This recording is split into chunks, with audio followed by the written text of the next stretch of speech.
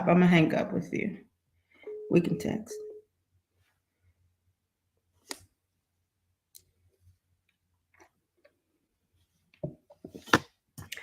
Good morning. Good morning. Welcome to Million Dollar Monday.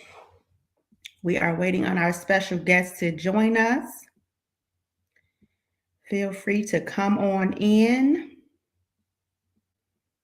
as we get ready to get started and kick off our Million Dollar Monday. Listen, it is time to level up our businesses. Have you ever thought about how a pearl becomes a pearl and how a diamond becomes a diamond? A pearl becomes a pearl when an irritant enters the oyster and then it starts to develop, right? So it's irritated and then it starts to react. It does something. A diamond becomes a diamond after massive pressure and heat is applied to the diamond and then it reacts.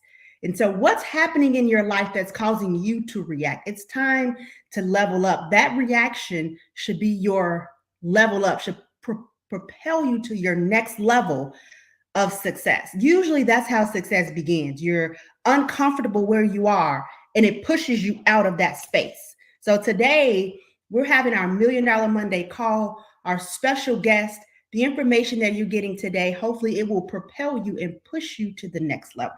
So we're waiting on our guest to join us. I'm going to see if I can bring her on in just a few seconds as I bring up her bio,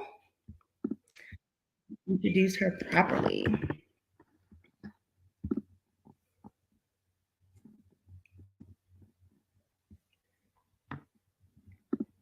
All right, so the guest that we have coming on with us today is Grace Okorie. And Grace Okorie is the principal attorney at Okorie Eric Law Group, LLC. She's licensed to practice law in Illinois, and she's been licensed for over a decade. She represents sellers and buyers and has done so in numerous residential as well as commercial real estate transactions. In every deal or case, she constantly strives to take the stress out of the process for her clients.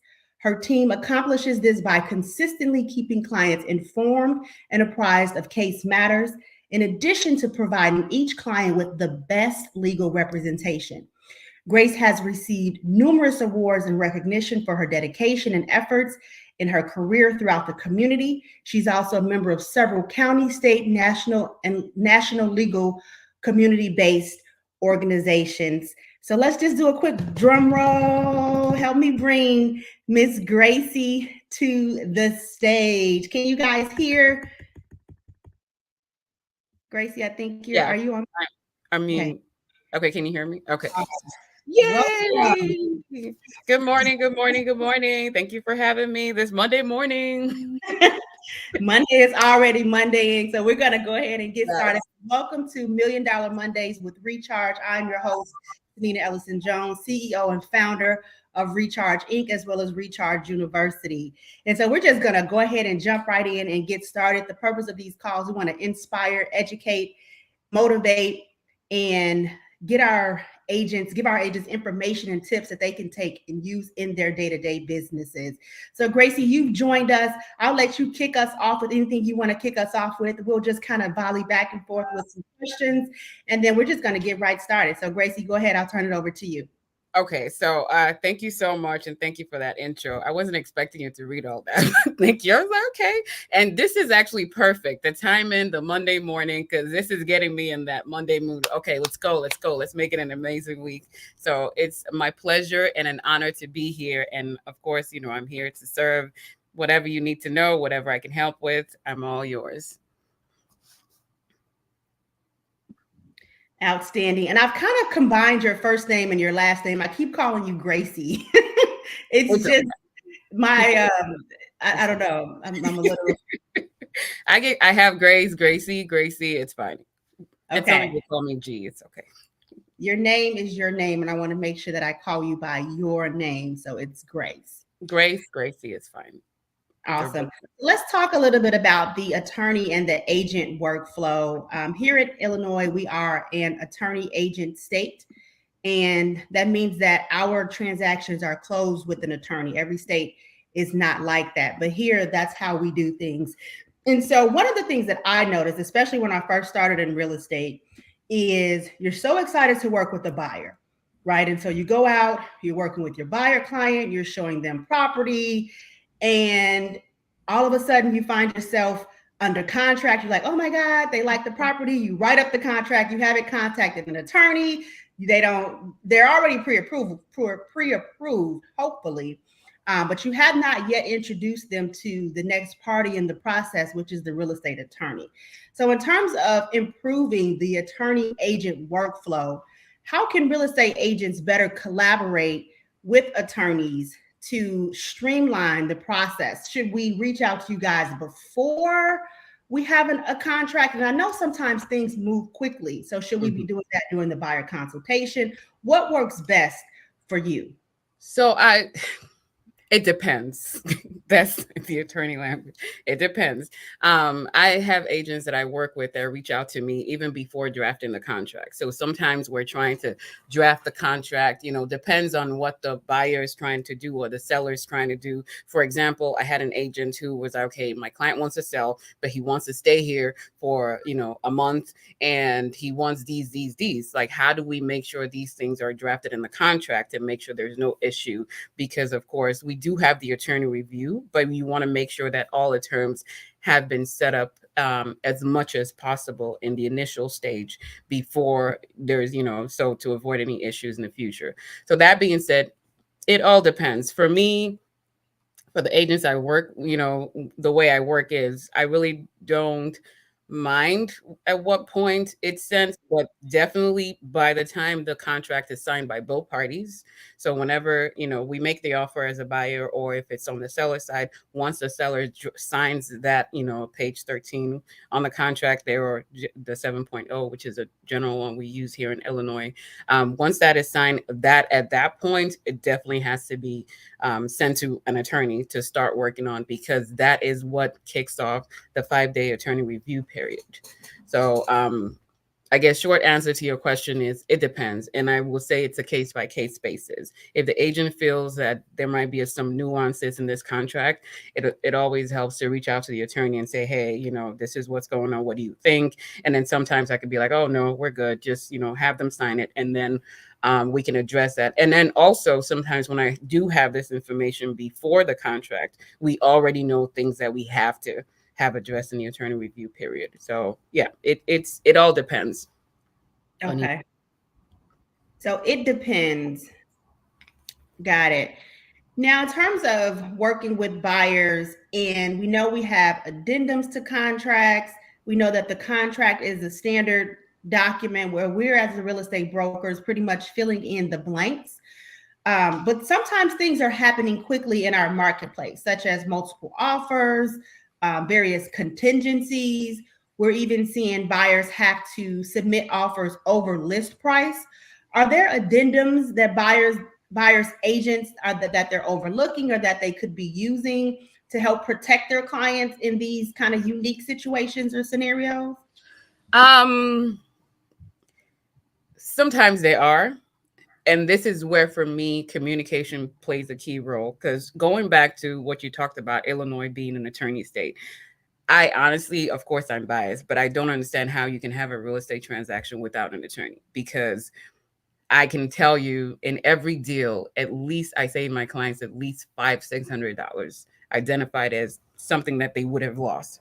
I had a deal last week where it was like $2,000 and nobody caught it. The title company didn't catch it. The sellers, of course, will not catch it because it's not in their interest. So my job there as a real estate attorney, and I tell, especially on the buyer side or even the seller side, my job is to look out for you, to look at everything from your perspective, to look at everything in your interest. So I can definitely guarantee you that a lot of these deals that are closing without an attorney, people are losing out hundreds, if not thousands of dollars walking away from the table, but they'll never know because nobody is there, doing the work that the attorney is doing, because the attorney is really the only person that, goes and fights for you. So on the addendum side, the way I work is, yes, there are the addendums that can be used to protect the client. Of course, the number one rule for me is everything has to be in writing. And we know that everything has to be in writing. I don't care what we've agreed to, I want to have it in writing. And that's where that communication plays a key role. So my thing is, when we get a contract, first question is to the realtor, to the buyer or the seller is, was there anything that you guys talked about, agreed to? Was there anything that was agreed to, that was discussed, that was, you know, based on this contracts? Whatever it is, let me know. And then when I'm reviewing the contract, then we're looking to make sure, okay, that item is addressed there, it's properly addressed, or do we need to modify that? Do we need to clarify that? Or, you know, do we need to make sure that it's even in there in the first place? So in terms of the addendum, um, you know, we have the appraisal addendum there when there's an appraisal gap, but personally for me, it's not a it does not kill the deal if you have a good attorney that's working, you know, and this is communicated with the attorney, because we have the capacity of, we actually put all of this together, put the addendums together. And even if it's not an addendum, we will make sure that this is clarified in that 5 business day attorney review window, to make sure that, you know, it's not an issue at the closing table.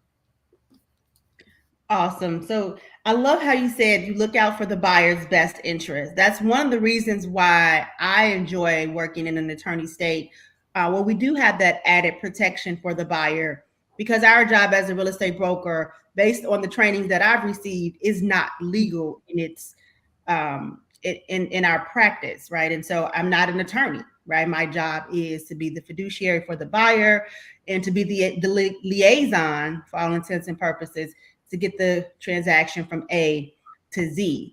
But there are lots of legal jargon, lots of legal language, things that do need to be altered, addendums that do need to be added.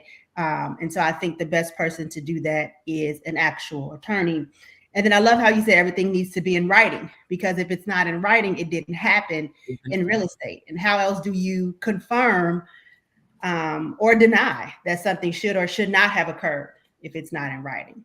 So I love And I that. have a lot of stories about that, because I've had closings where the seller was supposed to put a new door. We get to closing, the seller's like, I don't remember. The seller was supposed to leave this. Well, we don't have it in writing. Then, you know, the TV or whatever was gone. And so it's like, no, I didn't say that. And now at this point, it's an issue at closing because we didn't have that properly documented. And the documentation, I just want to stay there for a second. Documentation is so important because while this is a business transaction, it's emotional for both sides, right? You're buying the biggest investment you probably have ever made, and they're selling the biggest investment that they've ever purchased, right? And so they want to get as much out of it as possible, and you want to pay as little as possible, right? Yep. And so it has to be in writing. And and even sometimes too, there's not even like a bad intent there though, because sometimes, like, I had a case where the seller was like, oh, I'm gonna leave the patio set and I'll leave this set, and the seller moved and they had somebody else came, you know, like a family member coming to help them clean out, the do the final, you know, cleaning, and the person was like, okay, we're just getting rid of everything. So it wasn't even the seller's doing, it was just because this was not put in writing, you know, for the real estate agent to know or remember, because I'm sure they had the conversation, but they forgot at the end of the day, because, you know, it's emotional, like you said, and so many things have happened. So by the time we get to the closing table, it's hard to remember all of the stuff that we agreed to.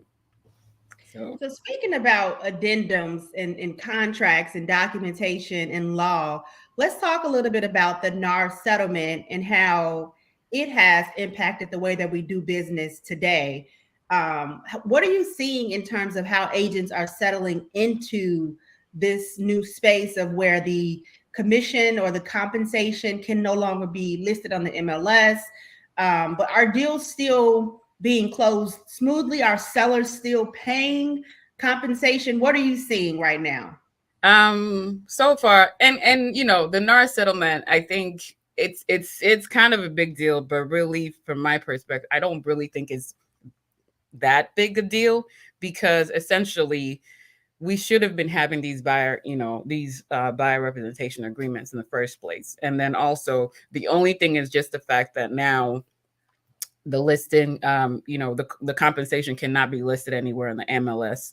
It can be put on there, but at the same time, with it's the compensation has always come from the buyer's money that goes to the table. So at the end of the day, the money comes out from the deal, and it's going to come from the seller's side. It comes from the buyer, and it's paid at the closing table.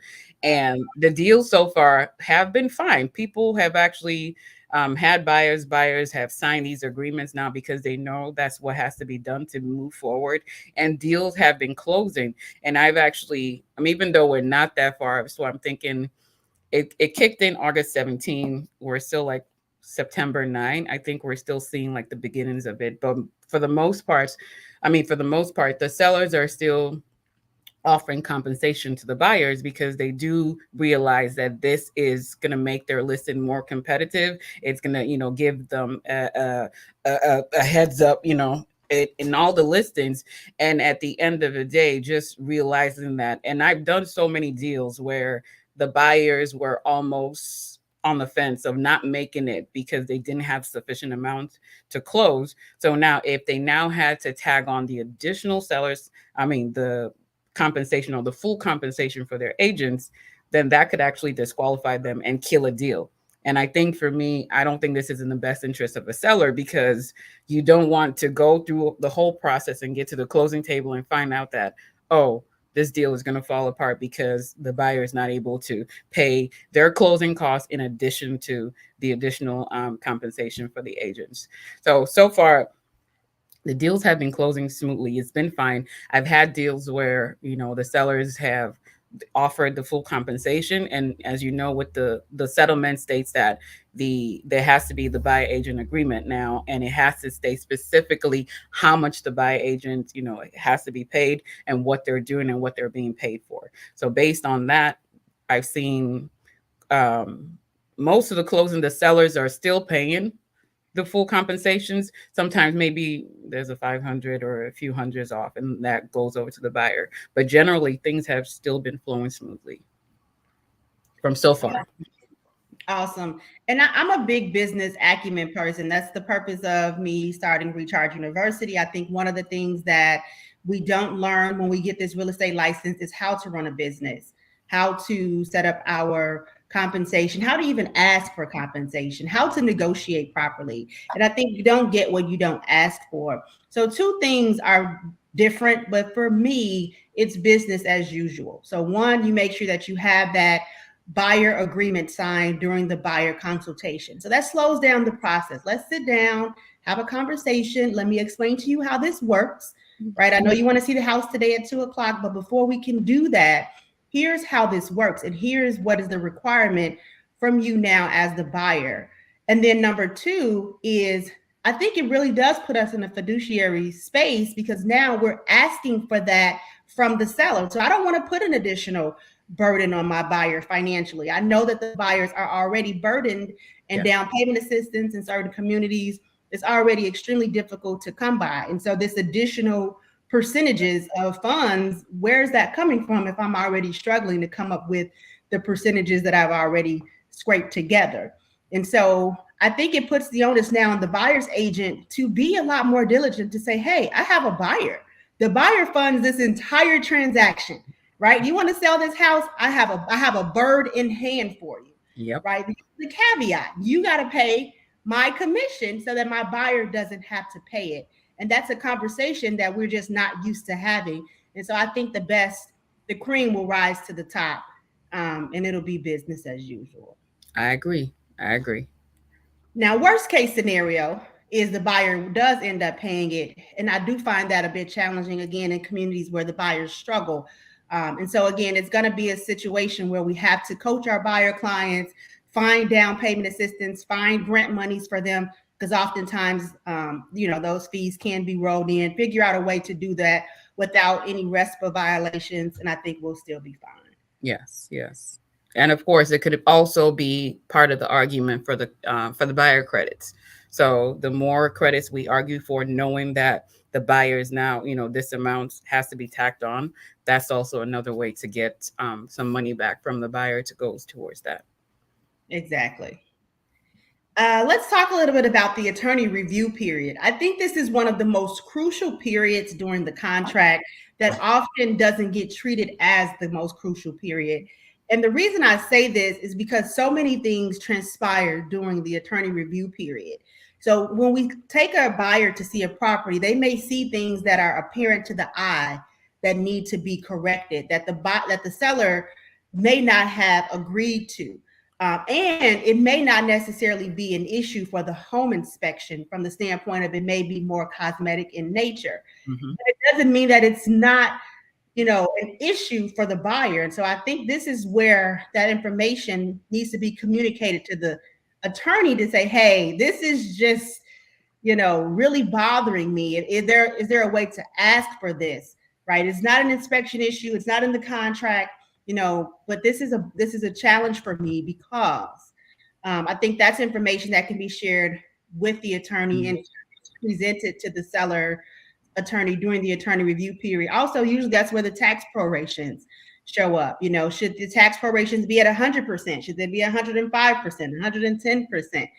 Who's selecting the title company? So all of these important details is usually where during the attorney review period is usually where that shows up. Credits, right? After we reviewed the inspection period, how do we present to the seller that we need a credit or we need a repair?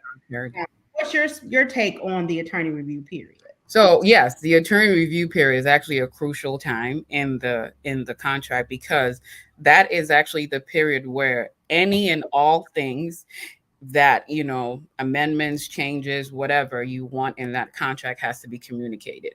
So the attorney review period is two parts. It's one part where I'm looking through the contract and reviewing like the legal four corners of the contract based on, like you said, the tax prorations. Tax prorations are generally about 105%. But I always would say, okay, can we try to get 110% for the client if I'm on the buyer side? And of course, on the seller side, you're trying to get the other side because, the interests are different.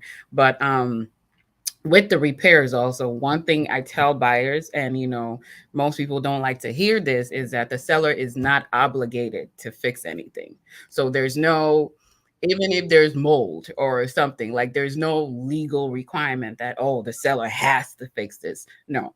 And that's what I kind of, explain to the clients when we do that initial call, just to kind of give them an expectation. Real estate purchase is generally a negotiation. It's all a negotiation of what is good for you and what you can live with. That's how I tell clients. And I tell clients basically, my energy is your energy. So this is a big deal to you, then we're going to make it a big deal. But but even if it's a big deal, I could be like, hey, we don't really have any standing, but I'm going to shoot my shot and we'll see what happens.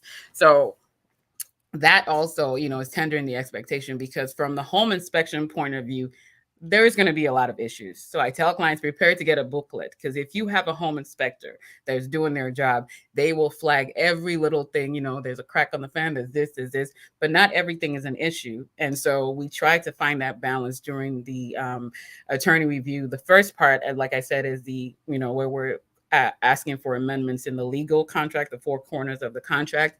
And then the second part is now where we're asking for repairs to be done. And basically, one of the things that I also explain to the clients is that, hey, if an appliance, if something is working, even if it's, the life expectancy is 10 and it's 20 years old, but it's still working, that's not necessarily an issue. However, I always shoot my shot for my clients. So even if it's working, I just kind of let them know, like, hey, the seller might be like, no, it's not working, just so you know, but we're still going to shoot our shot. So basically, that being said, is we try to get the issues down to, important stuff. If it's something like an outlet or stuff, like, I can be like, hey, you can go to Home Depot and get that for $5. We don't need to put that in there, because we want to make sure we're putting down the serious stuff, so that the seller knows that we're serious. Because also another important thing with the attorney review period is that is actually a period where either side can just be like, I'm out. So and I tell the clients, especially if I'm on the buyer side, if we're throwing in the kitchen sink, the seller could just be like, okay, this buyer is going to be trouble. And especially in a situation where they had other offers or they have people, on the wing, they can just easily just tell the buyer, you know what, kick rocks, I'm going to the next person. You're doing the most. And so that's kind of how we try to tender that before we send that list off. And sometimes we have had clients who are like, yeah, I want to send the whole kitchen sink, and I'm like, okay, we'll throw it in, fingers crossed, and then see what the seller says, and we start the negotiation. And the negotiation is always sometimes, okay, no, flat out, we're not doing anything, take it or leave it, or hey, we'll fix this one and we won't do this one, or we'll just give you this money to fix it.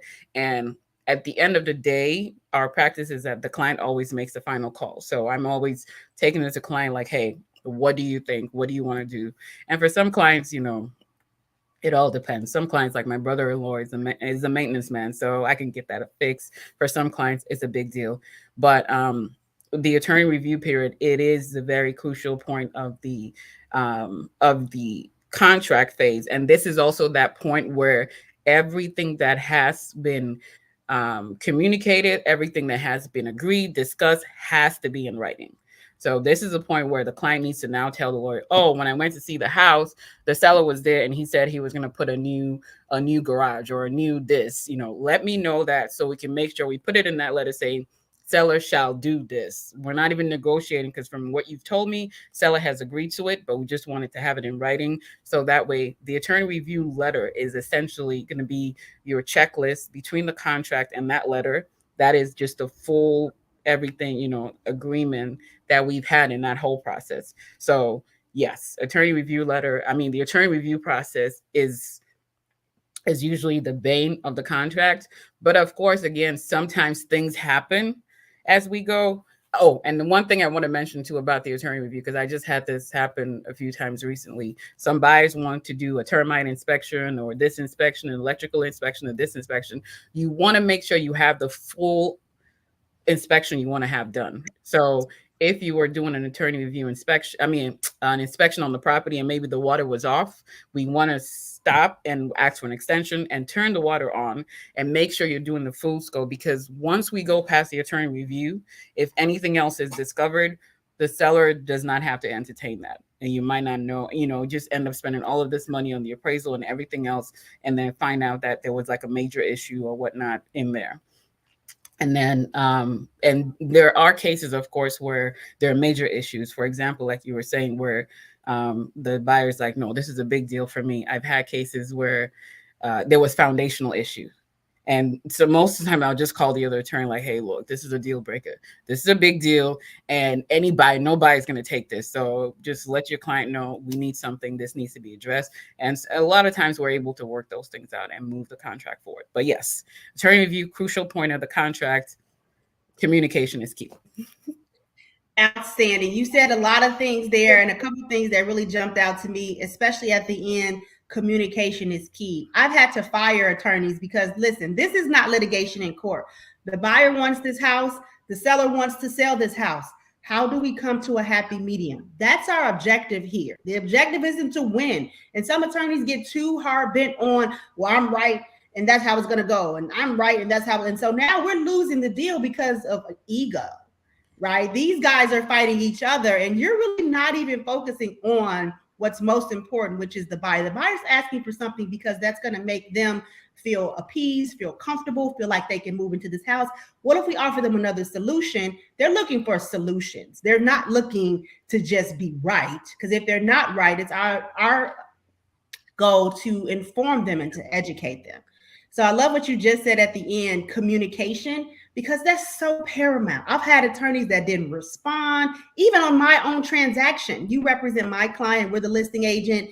They're not responding to stuff. I mean, it's just been a fight, and it really puts a lot of pressure on the agent to try to keep the deal together. When once we go into contract, we all wear hats and we're all in lanes, right? And so I walk in my lane, hopefully the attorney can walk in their lane. But when you, or the attorney, I don't want to say you, but when the attorney doesn't show up, doesn't respond, doesn't do their due diligence, now we're in this really weird space, right? And have the legal protection that ultimately the buyer is due.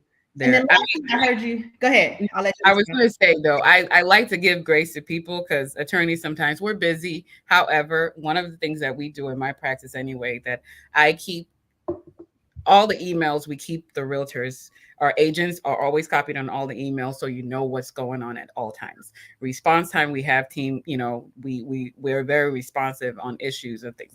Now it's not going to be like every minute or whatever, because attorneys are, sometimes they have hearings and stuff like that. But yes, the communication is the key in that. And unfortunately, I also have had situations where some attorneys will bring their ego into this, and I'm like, look, I'm not asking you what you want to do. Talk to your client. Like, this is their decision to make. Your job is to give them the pros, the cons, and then let them make the decision. And then then the way we practice is everything is figure outable. Like, nothing, unless there's the house is falling apart, there's always a way to remedy anything. The question is, what is the buyer trying to accomplish? Like you said, the buyer really likes this house. This is an issue. Okay, we can do post-closing escrow. We can do this. There's always a way to figure it out, the deal, and make both parties happy. So, yes. Absolutely. And then the last thing you said is your energy is my energy, right? And so I Yeah. try to temper the buyer's expectations. Even if it's new construction, the property was built yesterday, there's still going to be a punch list of 25 things that need to be fixed, right? Why? Because a human made the house, a human did the electrical, a human did the plumbing, something did. It's okay. Things go wrong. And so here's how we temper that expectation. Here's how we get to the solution, which is the fix.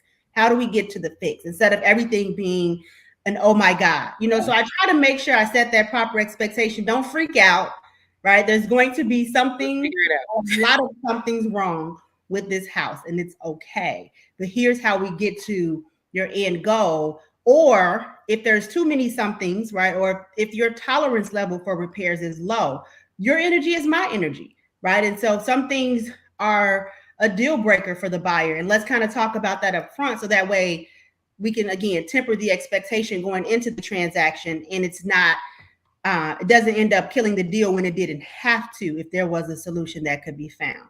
Yeah. So excellent. Part of, there. I was going to give an example, like part of things, like some of the agents I work with too, is like some agents, and this is also where that compensation is key for all of the work that the agents do. Like, I had an agent where the buyer was just like, I want a turnkey, I don't want to deal with these issues and blah blah blah. And what the agent did was pretty much find a contractor, give them a punch list of all of these issues that this buyer was like, I don't want to do this. This person said, okay, this is how much it's going to cost me to fix this, guarantee this is the amount. And then with that, we were able to kind of reach out to the seller to give us some money towards that. And now the seller's like, okay, I'll pay half. And then the buyer knows all I have to do is pay half after closing. And this person will come in here and fix all of this stuff. And the deal was fine. And the buyer was happy because she loved the house.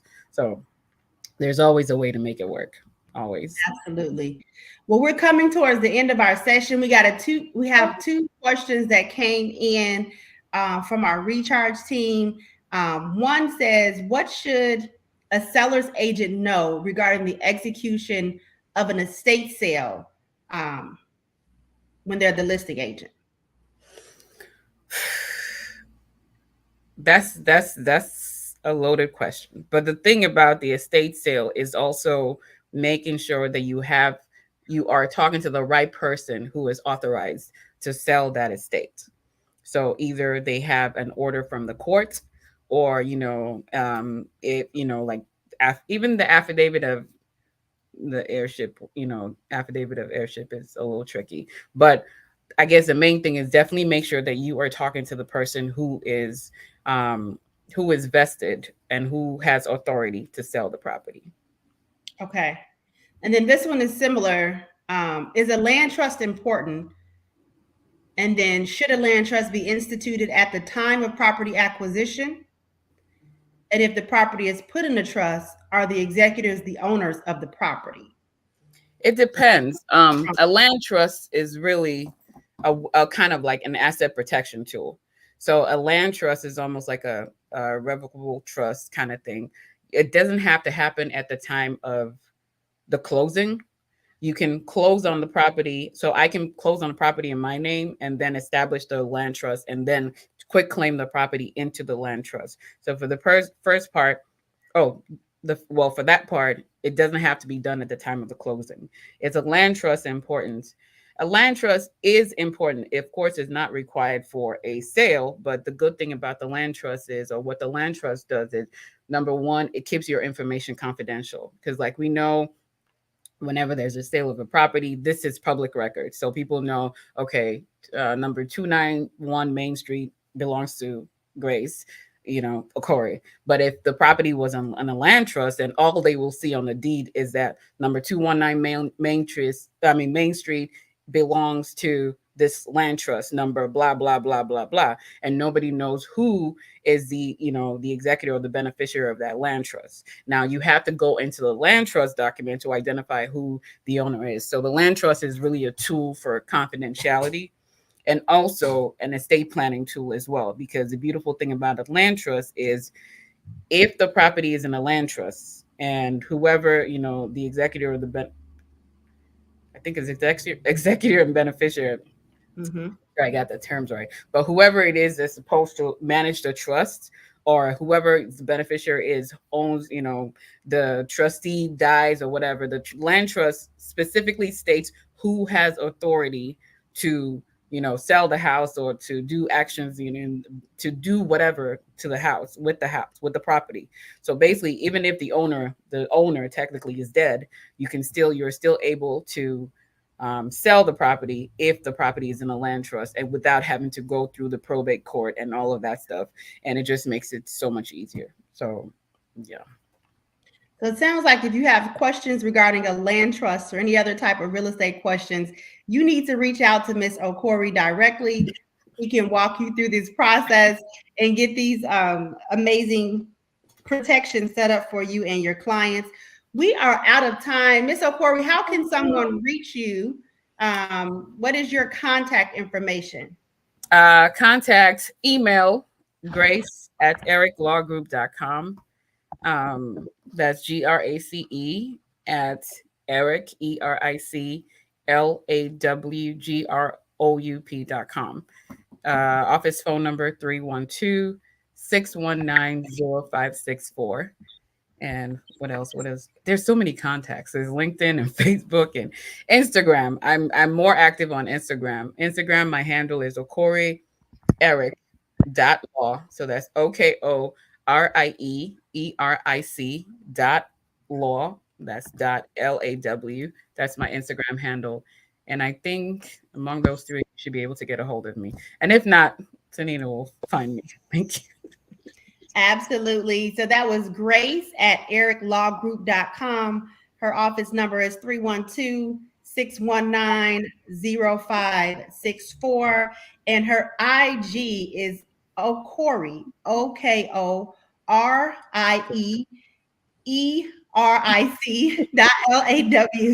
Okorie Eric.law is her IG. Thank you so much for being with us, Ms. Grace. It was an absolute pleasure.